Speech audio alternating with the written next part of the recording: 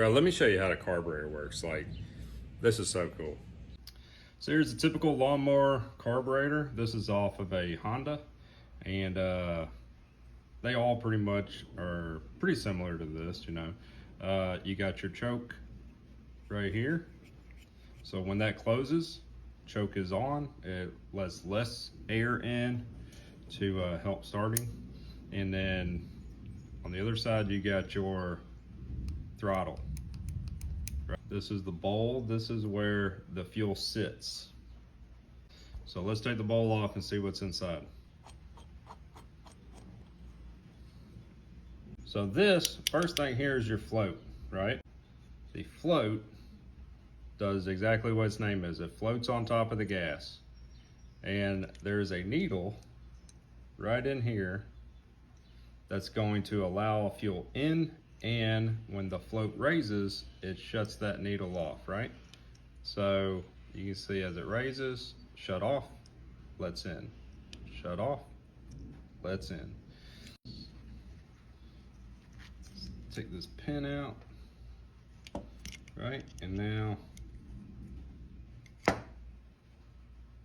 you can see that's the needle.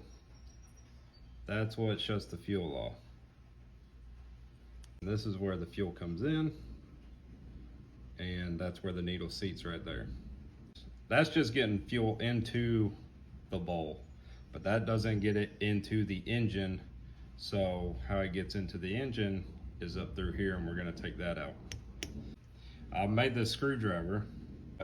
I shaved the edges down right here because it had the right width, but then, you know, they have those little humps that come out. So I shaved those down so they'll fit right in there nicely. All right.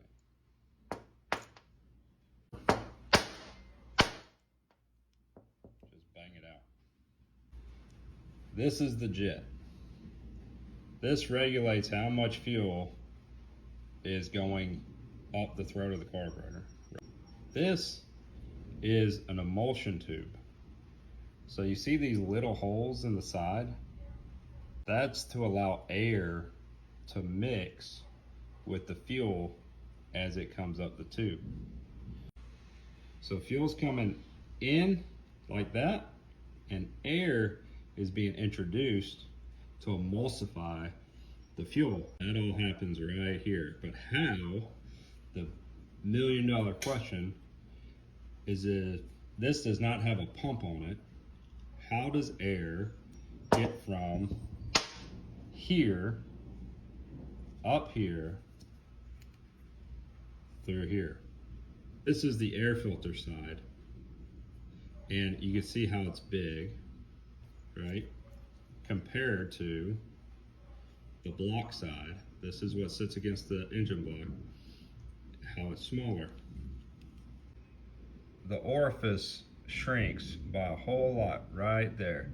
And guess what? You see that hole? That's where this tube comes in.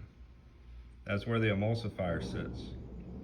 Right in the center, or right where that goes smaller. What happens is called the Venturi effect. That is called a Venturi, that little hole where it narrows, and it's called the Venturi effect. What happens is, this is sitting up in that hole, and then air is passing across it. And what that does is it creates a low pressure in which the carburetor and the fuel in the bowl has to try and rectify.